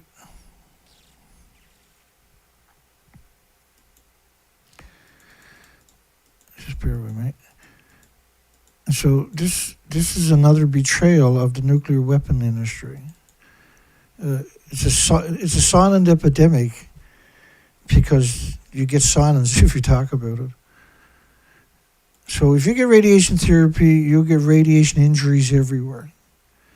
So yeah, they might get rid of one tumor, but now you got tumors everywhere else. Radiation injuries. This is all radiation therapy. Cardiac injury following treatment for breast cancer / radiation therapy, right? Radiation-induced cardiac injuries. Radiation-induced kidney injuries. Hypoxia, because you destroy the ability of oxygen. You're producing so many white blood cells, you're not producing red blood cells, so lack of oxygen, hypoxia. You see that in the marine life too now. Blood spinal cord barrier disruption, central nervous system radiation injuries. Radiation injury. It's from all of this is from radiation therapy. Radiation-induced lung injuries. This is part of that equation, though. You need to know this in order to be, same as the nuclear dumping, same as the nuclear testing, etc. Same as Fukushima. You need to know, you need to have some kind, you need to put that into your equation whenever you're talking about radiation. Radiation-induced bowel injuries, radiation-induced kidney injuries, breast radiation injury litigation. There was a 10 million women in the United States that didn't need to get their breast removed, but they were told they had breast cancer. And so they were like, oh my God, is there something, got to be something you can do, doctor? I don't know what to do. And he said, well, we can remove your breast and that should help you. But there's 10 million women that came out that didn't need their breast removed. They never even have cancer. It was just an easy surgery. And they made a lot of money. And so they done it to you. And if you look at what else they done working for the nuclear industry, you'll know why they done that. Their entire legacy is predicated upon deceit and dishonesty and deception. Central nervous system radiation injuries sounds like a lot of fun, right? Radiation therapy is murder. There is no such thing as therapy. Putting toxic material into your body. So, like, it's already well known that there's no species that has an autoimmune trigger to defend against radiation. So how can putting radiation in your body help you when all it can do is hurt you? It can't help you. It's radiation. Your body doesn't have an immune trigger to defend against it, so there's no way. And so they concocted all kinds of scenarios. They've used every isotope you can imagine. Has never cured cancer. And they just keep killing people. It's experiments. Every radiation therapy and so-called treatment is just an experiment. No two chemo are the same. No two patients have the same chemotherapy. And chemo starts off because you don't want radiation, so they give them chemo. And they say, well, if the chemo doesn't work, we can try radiation. Okay, doctor, well, I don't want to do radiation. I'm scared of radiation. Well, let's do chemo. You're talking the harshest chemicals. Like, it was considered a biological weapon in World War II and III, for instance. It's like a sarin gas. That's what chemotherapy, or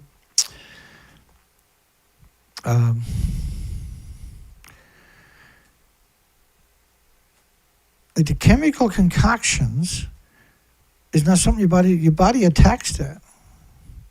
Like, so when you do radiation on a patient, they lose all their hair because you destroyed all the cells in their bodies in the hopes of getting one tumor somewhere in their body. It's like going to the hospital, going to the dentist because you got a bad tooth, and he chops all your fingers and toes off, and he looks at your tooth and says, well, that didn't work. Let's try something else. I got a friend of mine, he's really good with radiation proton beams. He's going to proton beam the cranial, your child's cranial, their head, and we'll see if that gets rid of the tooth decay. That's what you're talking about.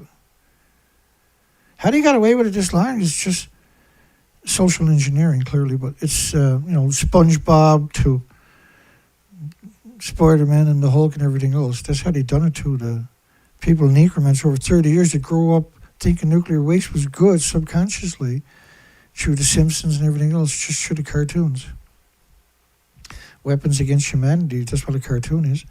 The assessment of radiation-induced brain injuries. You don't want to see all the studies I got on that. This is absurd. Radiation-induced regional lung injuries, small bowel injuries from radiation therapy, breast injuries. There's so much of these studies you can't even wrap your mind around. Radiation-induced gastrointestinal symptoms, radiation injuries, radiation-induced brain necrosis. I got videos of testimony in Congress of parents who had radiation therapy to their children's brains. It'll break you, I can tell you that much. There is no success stories. 2% of the population, just let me bring that up for you. Because that's actually hideously important. That's the only problem with doing these kinds of presentations. If you don't show the evidence, you can't teach it properly, right? You can't. We do what we do because it's not a game, right? It's very important.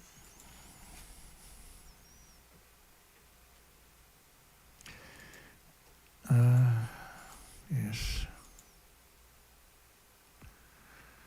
Here we go.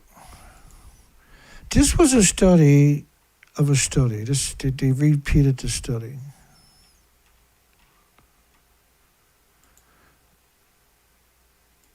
Right here. 3% efficiency of chemotherapy, but it's usually chemoradiation therapy. Chemotherapy is very rarely done by itself. It's usually done as a precursor because they wouldn't let them do radiation therapy. So they said, well, we'll try chemo. If that doesn't work, you're going to have to do radiation. If that doesn't kill you, you're going to have to do radiation. It's more like it. But so 3% efficiency of chemotherapy, and it's not efficiency, as you'll see in a second. 3%. The conclusion based on facts collected by worldwide research, published in 2004, that the overall contribution of curative chemotherapy to a 5-year survival in adults was estimated at 2.3% in Australia and 2.1% in the United States. So if you only got a 2.1% chance of surviving if you take your car for a drive, would you ever go for a drive? No. Or for any kind of sport, you would never do it, right? But you're poisoning your body in order to accomplish that. And then radiation, when it's put into your body, by the way, never mind that for a minute. Based on the extensive documents, clear that the state was losing the war on cancer. In fact, based on the clinical oncology document, it's safe to state that we have actually lost grounds on our new and improved synthetic, man-made chemotherapeutic agents. And 3% in 1985 was horrific. All of our research dollars have resulted in a negative 33% further decrease in benefits. So then they made the assertion of, what was the point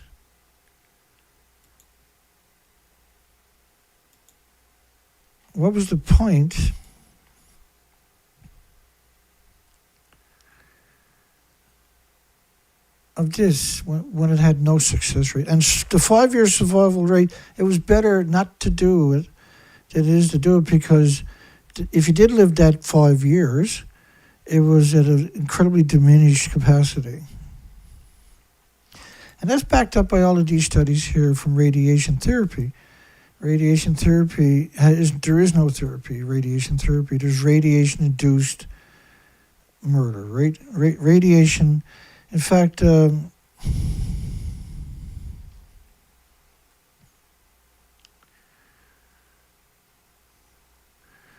fact, I got a little video here of a doctor who's been practicing for 25 years. The true cause of cancer death. Let me cue this up.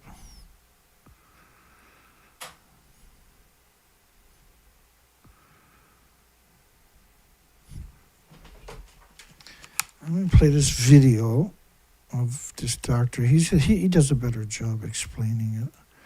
The volume might jump. I apologize. I'll fix it. Done. Let me fix that.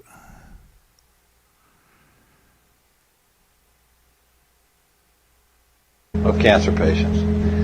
Not one, everything I've seen in all the autopsies I've done of cancer patients, not one of them died of cancer. They died of liver failure, they died of cardiac failure, renal failure, all due to chemotherapy. We got a patient that had been through chemo and radiation, and they had cooked her liver and cooked her kidneys. We looked at the blood work and realized she had no organ function to speak of left. And I said, we can make her more comfortable, but the radiation treatment that they used on her has actually destroyed her organs. So we did what we could. She'd been given 3 weeks, we gave her 6 months. And she got time to say goodbye to her family. But I remember walking into the office the morning after she passed, and this internist was sitting on the waiting room couch. And I said, "What's the problem?" And she looked at me and she said, "I'm doing the death certificate, and I don't know what to write for cause of death." I said, "You might try writing the truth for a change." And she said, "You know how much trouble I can get in by doing that?" I said, "If you're going to study with me, you're going to write the truth." And she wrote radiation poisoning, cause of death. She's the only doctor I've ever seen do that. She actually had the courage to tell the truth. I just hate it when people put music in these videos because it makes it hard to use. You have to worry about copyright, and you can't hear the true context of his emotions and his voice because music is displacing all kinds of it. And not only that, you have to denigrate the quality of the video and the music or the audio in order to put the music in there. So when you're redubbing it, you're losing quality. And so what he's talking about there is the same as I'm talking about here.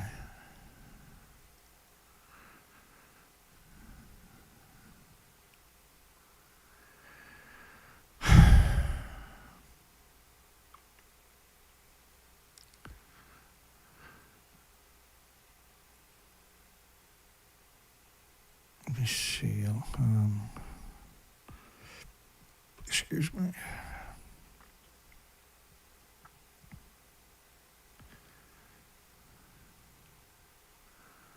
Just bear with me one moment.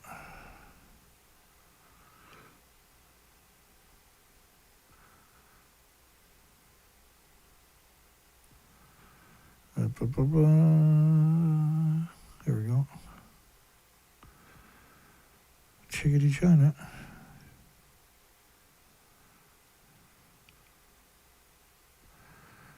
There it is. I'm just going to turn the audio off here because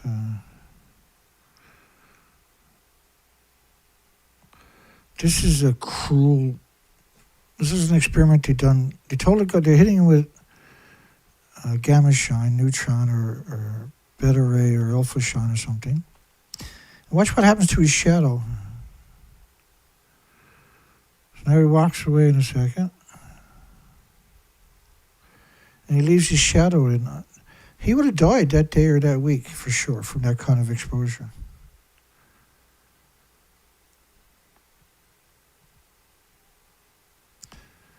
And they knew that. The people that done it to him knew he was going to die that week. Or that day, even. And that's and the industry has all these people that done that, has that legacy, and they get married to the daughters and sons of these academics, and they do the same thing, and their children do the same thing. And so we've created this inbreeding issue in the nuclear community of just the most hideous types of creatures, the biggest disregard we've ever seen for humans. Should the nuclear industry, shakers and movers, be designated as terrorists, all of them should be, clearly, particularly professors, as terrorist enemies of humans, the species, and the water. Yeah, that's what they should be. Radiation injuries. My favorite, radiation rectal injuries. Doesn't that sound like fun? I want some of that. Doesn't that sound like a good way to die with radiation rectal injuries? You can take the nuclear industry for that. You can take all these bizarre weirdos that dresses up and pretends they're important in the nuclear industry.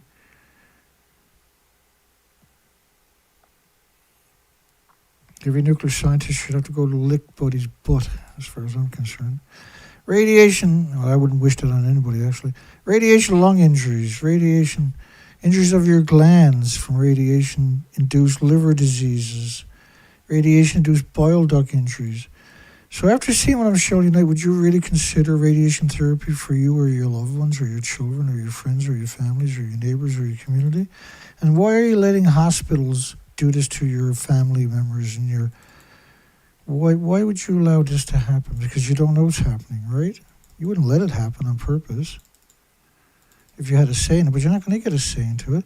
It's not illegal to kill you with radiation. It's not illegal to poison you with radiation.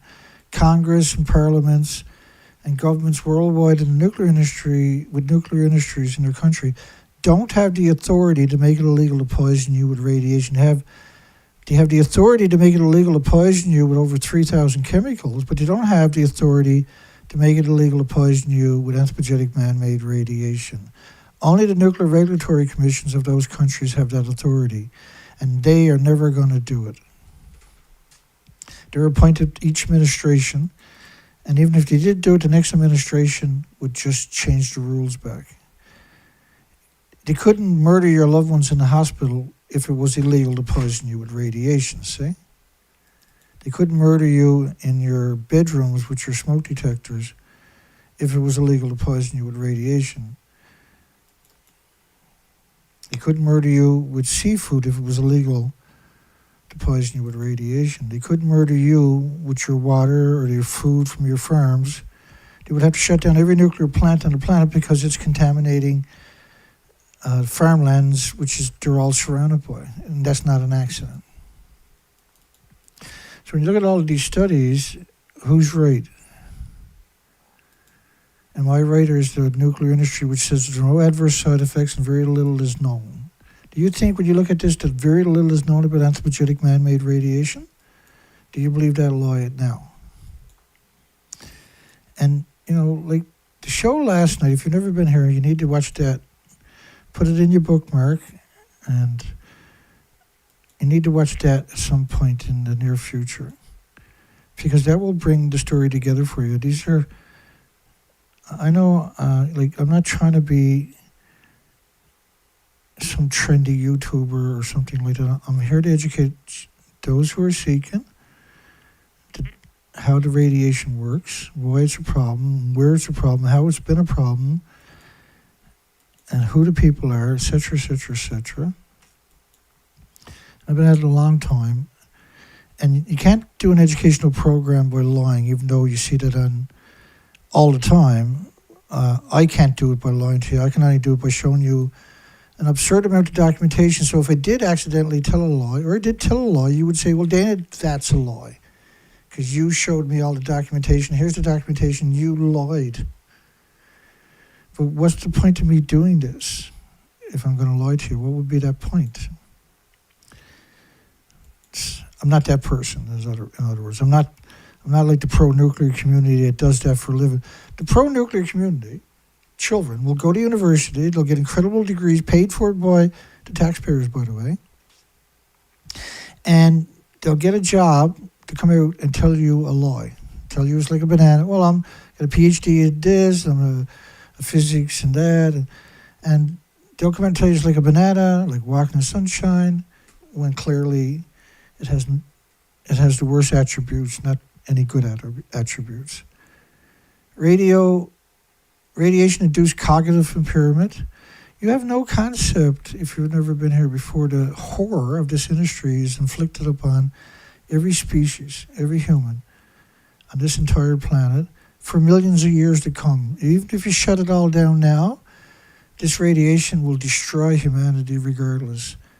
But this industry needs to be held accountable. We need to set a standard. This is our obligation. This is not. You can't leave this for next generation, because there won't be a next generation. We are at the crossroads. And so when they say very little is known, that's what they tell you over and over and over. The reality of it is they know everything. There's nothing they don't know about it.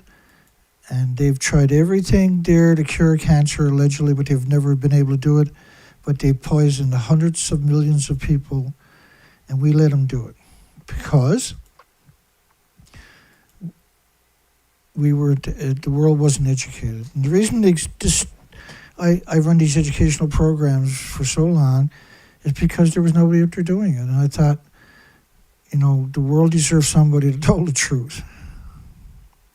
And I knew when I went public that they would come after me, and that would be the end of my reputation. And they will do everything in their power to destroy me. They have an enormous amount of power, and they've succeeded. The only thing they didn't count on was that I knew this was part of the job, and I was willing to be destroyed in order to make the world a bit better. I decided it was okay to sacrifice. I'm not afraid. I'm not a bad person, and so ultimately, there's nothing I can do about it. I know that's what they're going to do to me, and that's not going to stop me. In fact, I use it to fuel me. I use it when I get no views on my video. That's fuel for me. I get no thumbs up on the videos. That's fuel for me. I don't get discouraged because I'm doing the moral and ethical thing. And no matter how weary, worn out I am,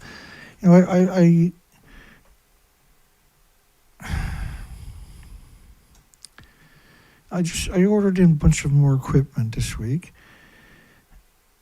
and I don't have much, right? And there's so many things I could use it for, but it's better that I have that equipment because I can beat the shit out of the nuclear industry. That takes priority over food, for instance. How are you going to beat me when I'm like that, see? How does the industry beat somebody like that? Because it's not a game for me. I only get one kick at this can. I'm not getting any younger. I got to do the best job I can while I'm here. And I'm really good at it. I take a lot of pride in being a bastard that they call me. I'm not a bastard. I am to them. And because we've been at this for so long, we don't live in a fantasy world.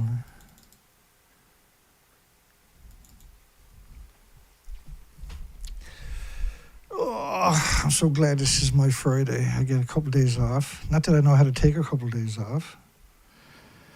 But I get a couple of days off because I'm doing the work all day anyway. But when you do all that work all day, 7, 8, 9, 10, 12 hours, whatever it is. I was up 6:30 this morning, and I haven't stopped all day. When you do this kind of work, and then you got to tell that story at night for a couple of hours, because that all goes down the black hole the minute this show is over, and we're on to the next nightmare story, which never ends, and you can't cover it all. You cannot cover it all.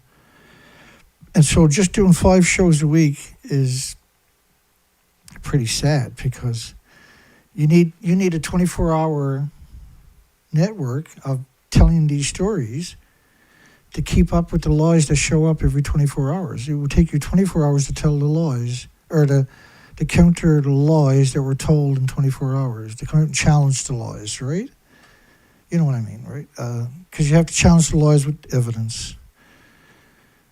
And because I've accumulated the evidence over such a long period of time now,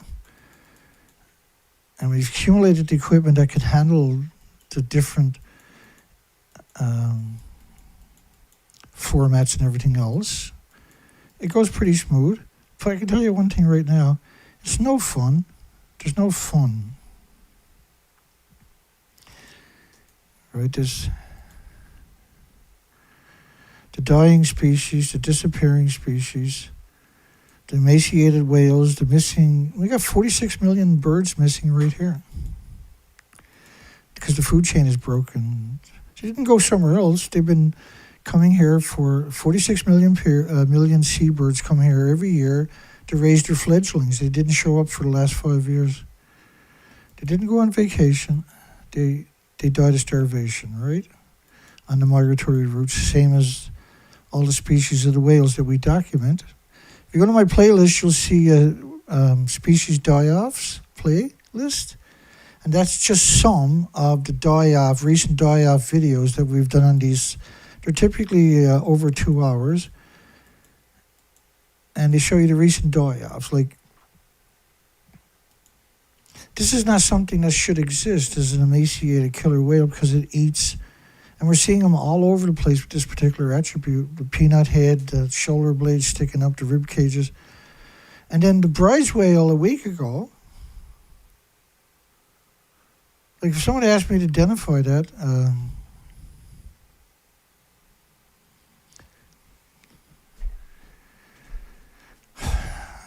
I consider myself an expert, but I mean, my goodness.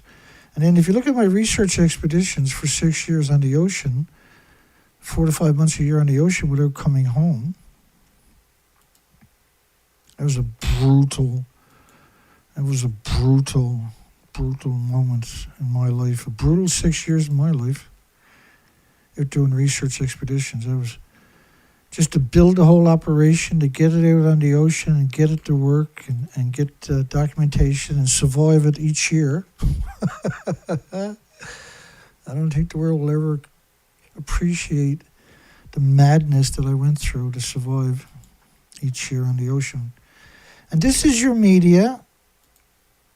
This is just a fraction of the media. They're pretending, that's ABC Australia, Cecilia Vega, the biggest media in Australia, the BBC the biggest in Europe, the CBS the biggest in the United States. They're pretending they're 150 feet above the building because the nuclear industry killed our planet and it started an extinction event. And there is no nuclear renaissance, no matter how much they want. The reactors are gone. There's reactor 3, reactor 4. There's 4 of these buildings are gone. 8 fuel pools, 36 massive reactor cores of pure uranium, pure plutonium.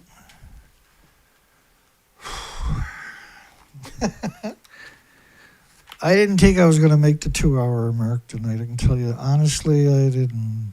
When I started this show, I was like, if I can get a half an hour and I'll be happy. Oh, perfect. Oh, really? James has put out a new song. Ain't that a fantastic way to end the week's madness? The Fusion Roadmap. The song we started off with was from James said, excuse me.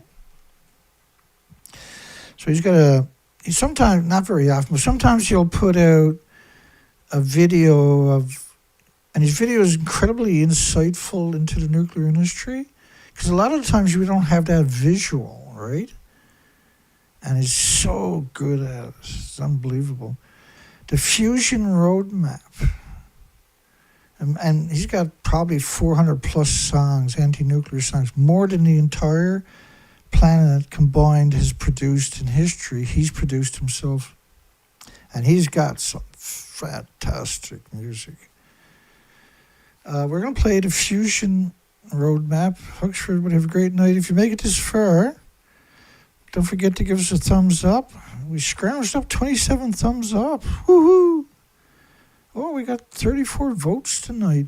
Should the nuclear industry, shakers and movers, be designated as terrorists and enemies of human species and our precious, beautiful, amazing, incredible water? Water is your friend. Water connects us all on this planet. Every species, every human is connected by water. We consume it, we excrete it, and it's recycled. Water is in contact with every species on the planet. Water has memories. Water has so many attributes. It's magic. It rejuvenates everything and everybody. And we wouldn't exist without it. And the nuclear industry is attacking it in order to get at everybody, but also because water is life, and they see water as their enemy because they hate life. They can only exist because they hate life. That's the nuclear industry. The best way to describe it is they hate life.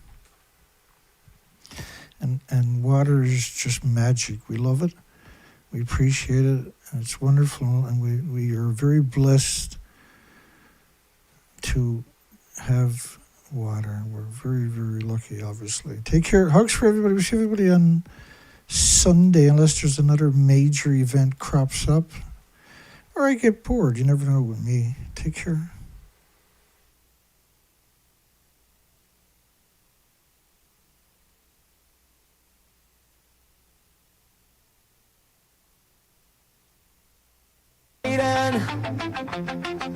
Merge left to right, a readiness highway recalculating. Merge left to regulation way. Warning, interlock funding required. Fee gate open, their billing by mile. Roadside reach, final rule pending ahead. Monte Carlo simulation rights. Metrics explain what the plasma hides. Deadlines ahead, all on time. The fusion roadmap funded for show. Milestones rise where results don't go. Framework polished, outcome deferred. Success recorded, failure unheard. Next revision, same pretense. The fusion roadmap makes no sense. Industry lane sells proof on demand. Checklist cheer what none understand. Learning modules auto repeat. Section 205 drafts the feed. Bridge ahead, detour instead. The fusion roadmap funded for show. Milestones rise where results don't go. Framework polished, outcome deferred. Success recorded, failure unheard. Next revision, same pretense.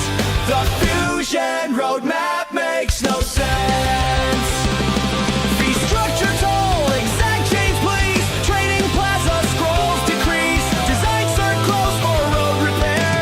End goal sign, nothing there. Nothing there. Nothing. The fusion roadmap funded for show. Milestones rise where results don't go.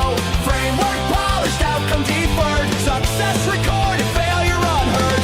Next revision, same pretense. The fusion roadmap makes no sense.